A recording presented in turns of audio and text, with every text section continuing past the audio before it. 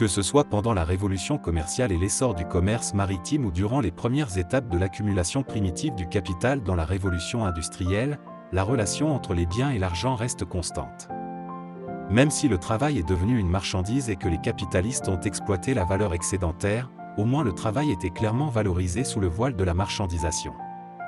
En finance, au XVIIe siècle, Newton, avec son aura de physicien, a été nommé par le roi comme alchimiste en chef et directeur général de la monnaie royale, et a ensuite été promu à la tête de la monnaie royale. La contribution de Newton dans le domaine financier n'était pas moins significative que ses réalisations en physique. Ces innovations ont rompu l'emprise du gouvernement sur la monnaie.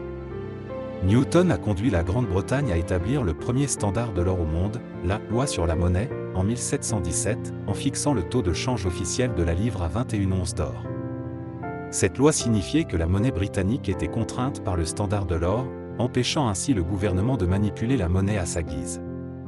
Pour assurer la mise en œuvre du standard de l'or, Newton a dirigé le plan de refonte de la livre, convertissant les pièces non standards en pièces conformes au standard de l'or pour maintenir la qualité et la pureté de la monnaie.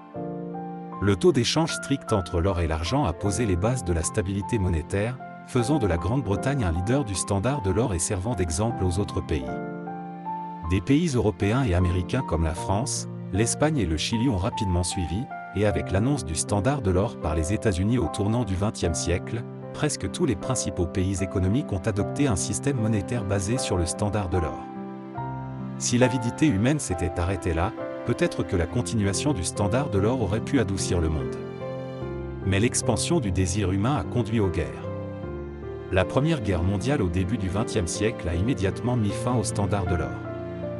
Lorsque les grandes machines de guerre ont été mises en marche, une monnaie ancrée alors ne pouvait pas couvrir les énormes dépenses de guerre. Les gouvernements impliqués dans la guerre ont dû abandonner les contraintes du standard de l'or et commencer à imprimer de l'argent. Même après la guerre, lors de la prospérité économique qui a suivi, les humains sont devenus ivres de création monétaire.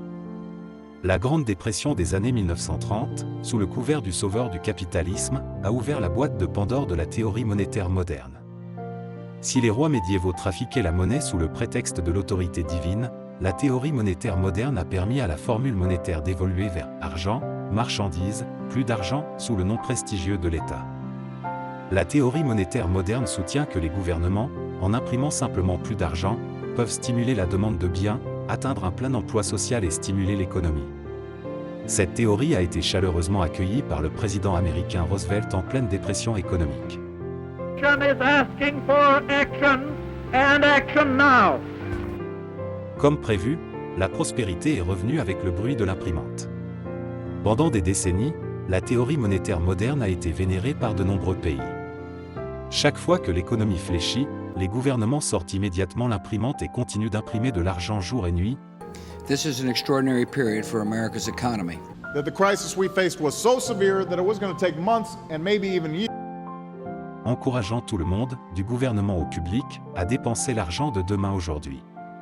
Certes, la théorie monétaire moderne, avec la création monétaire par le gouvernement, a créé à plusieurs reprises des sommets de prospérité économique au XXe siècle.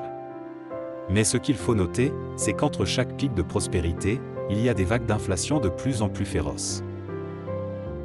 Everyone is talking about inflation. Inflation. En fait, même le fondateur de la théorie monétaire moderne savait que c'était un remède pire que le mal. Gold is money. No. La théorie du standard de la perle estime que l'émission excessive de monnaie peut entraîner une crise de crédit gouvernemental, une inflation, une perte de valeur monétaire et des crises financières. Cette folie d'impression monétaire nuit à la stabilité économique, détruit la crédibilité monétaire et déclenche finalement des tempêtes financières.